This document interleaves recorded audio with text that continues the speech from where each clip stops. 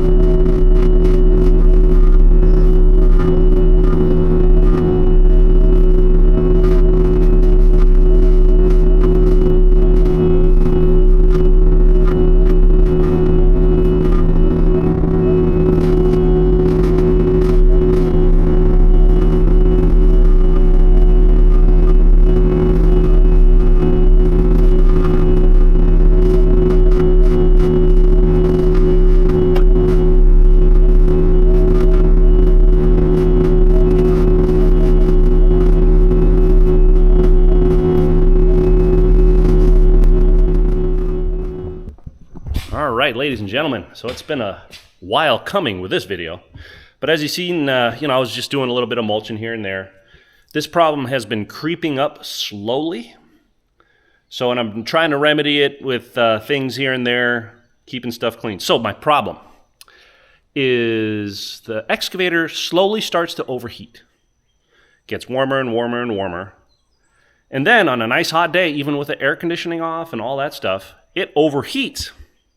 I mean, I'm not talking about majorly. It's talking about 2:30 where the alarm goes off, and 2:31, and then immediately, cease activity and just leave it on high idle, and it comes right down. But it just gets up there consistently all the time.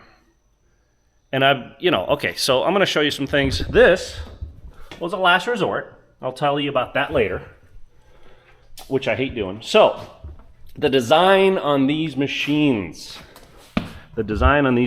It's kind of silly. So, the radiator on this thing for the engine is right here. It goes from about here to about here. So, it's not very wide. It's kind of long. You guys can kind of see it. You see where it kind of does stop there. It's a little thick. If you guys, I don't know if the camera will pick it up because it doesn't want to focus, but if you look at the radiator fins, they have louvers inside these zigzag fins. And I go through a lot of pollen and dust and all kinds of things. And I mean dusty, fine stuff that gets caught in there. I've cleaned this out. I continuously clean it out. I have like air combs, what they call it, with a wand that goes in at 90 degrees and shoots everything out. And excuse me, this dog wants to go after coolant. Move. Coolant for dogs, no bueno. These fins capture all the pollen and dust, and it's crazy. Also, this is the AC condenser. It catches all kinds of stuff, but that's okay. You can kind of see almost the same type of fins in there. I don't know if it'll focus. But this thing is solid. You can't get properly behind it. The new machines, they fold out. What a novel idea. This thing is solid. I've taken it off and given this thing a full cleaning, and it helped. But it didn't solve the problem. The next thing you look online is, hey, the fan belt, oh man, the thing is loose, whatever. And for a lot of people, that solves the problem. Hooray. Awesome. But for me, negligible difference. Now I am changing the thermostat. Excuse me, I just hit the metal. I'm changing the thermostat. That's why all that stuff. Also, it's coming up on 2,000 hours where they recommend you change the coolant. Might as well. So I'm going to change the thermostat and see what that does. And I'm going to test it to see if it opens just as well as the new one. Yeah, I'm at my wit's end. So trying to deal with this myself, I mean, there's not much more the dealership can do, more than me. I mean, I'm going through everything, trying to see if everything works correctly as designed, as intended. So, yeah. Let's see what I come up with once I get everything out. All right.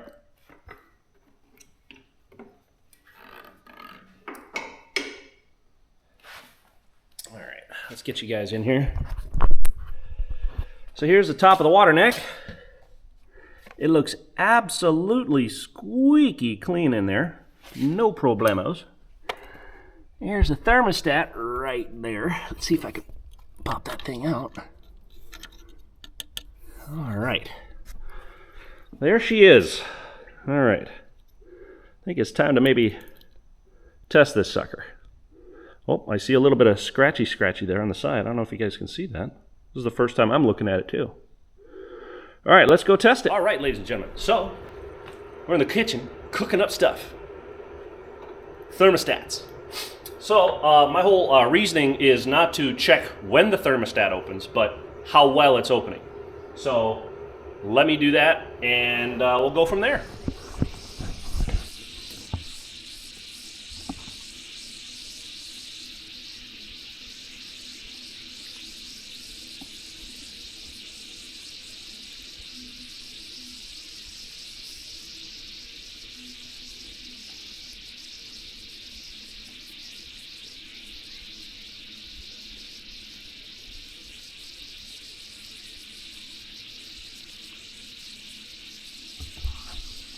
Something's happening.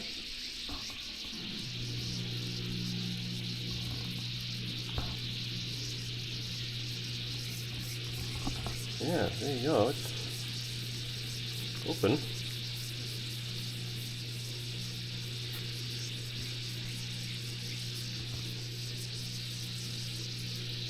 Let's leave it in there. Okay, ladies and gentlemen, so that's as far open as this thing will come. And we're going to check the new one against that. So let's see what we come up with.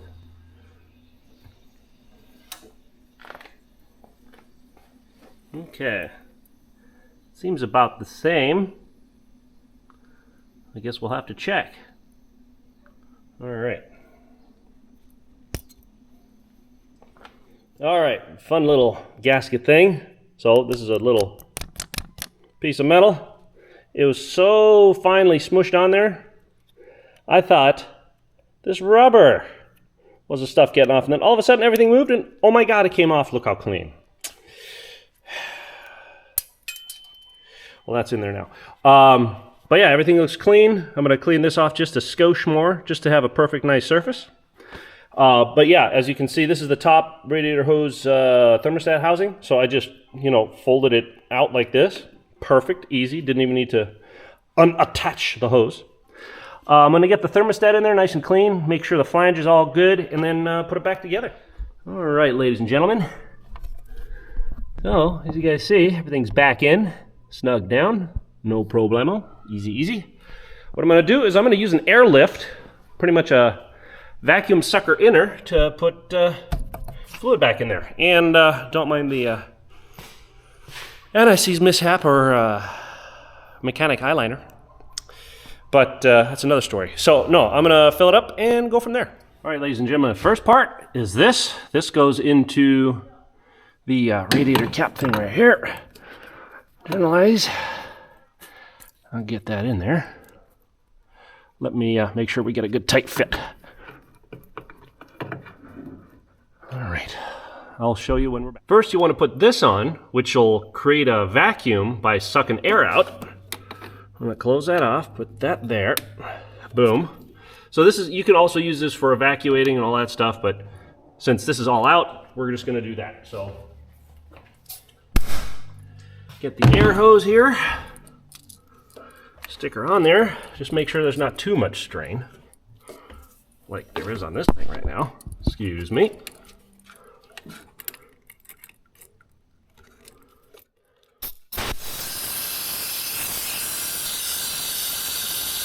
All right, so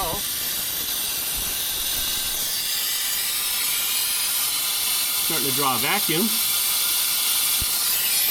I'll show you what happens to the radiator hoses.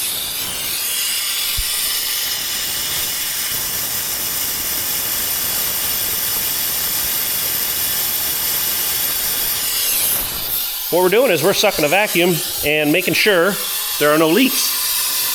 So this cap isn't on there 100%, so we'll see how it goes. All right. Alrighty. So I'm satisfied that we have, good vacuum held. This is a brand new pail of coolant. I know. You could have just gotten anything you wanted, but I like the cat stuff. Guaranteed until it's broken. All right, so you want to make sure that this stays underneath and it'll suck it right in. Let me just go there. Open that up and then let it suck on in.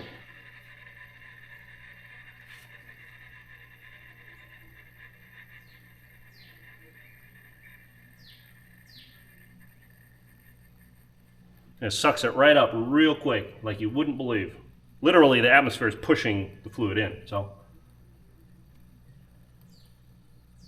And this gets it right up to the top without any air bubbles. Airlift. Cheap insurance to fill any vehicle. Any vehicle. And we're just about there. I'm just going to close that up. Take it off. One drip. Let the rest drip back in here.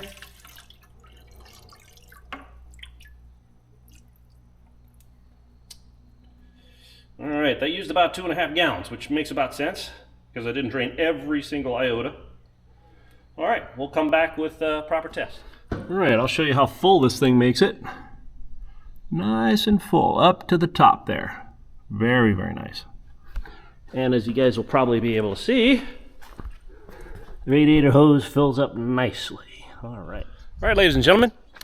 So I left this guy out so I can wash behind here any little remnants of coolant that might be there. So if we're trying to troubleshoot again, that we don't have any false positives.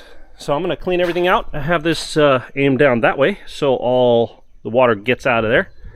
And yeah, let's go degrease this puppy and wash it. And don't do it while it's hot. So do it while the engine's cool, and then once you dry it off, then you can do that. All right.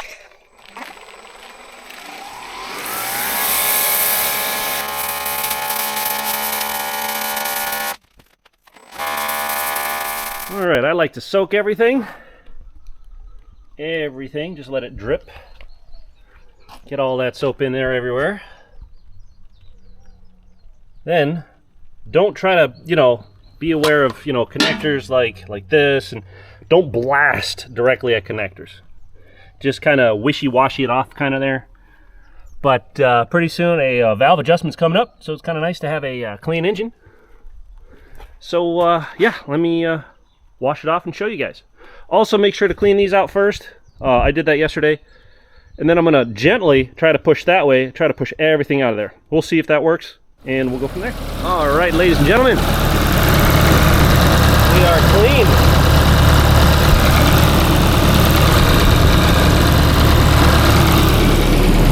Also washed out the radiator best I could. Ecological drain. A little bit of schmutz still there. But yeah, let's put this thing back. Let's test run it and see what we got.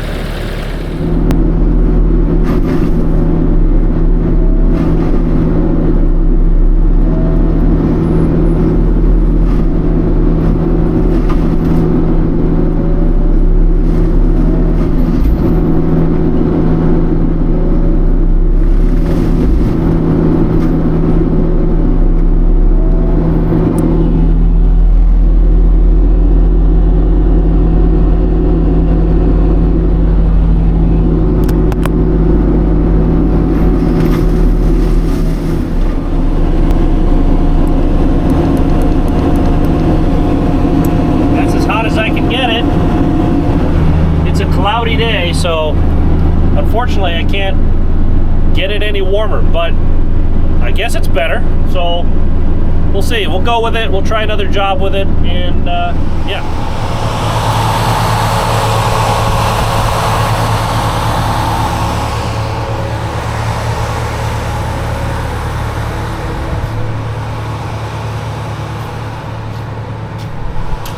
All right, ladies and gentlemen, so what we did is change the thermostat, obviously. And then we tried to test it. And it seems cooler, but I mean, if you guys look behind me, it's a cloudy day. It's not exactly a scorcher. So I don't know if we solved the problem. I'm gonna leave the little auxiliary cooler I put on there. Let me talk a little bit about that. I removed the heater core out of my AC or HVAC unit inside my cab. It's never cold here. It's Hawaii. I don't need my heater core. I 3D printed a block-off plate for the heater core. I looped the hoses initially inside, the engine compartment. Actually, it's the valve body compartment. Just looped it, and I was like, you know what? This thing's getting a little hot. I know going in, the heater circuit is not an effective way to really cool the cooling system.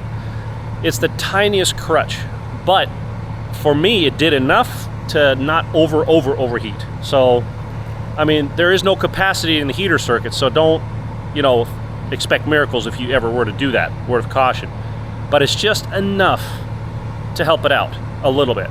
Always check your thermostat, your cooling system for any major faults, which I'm not finding any, but I'm going after all the stuff I've seen on YouTube, all the stuff people have said, even the technicians at Hawthorne. You got to look through all this, and I'm just going through all of it.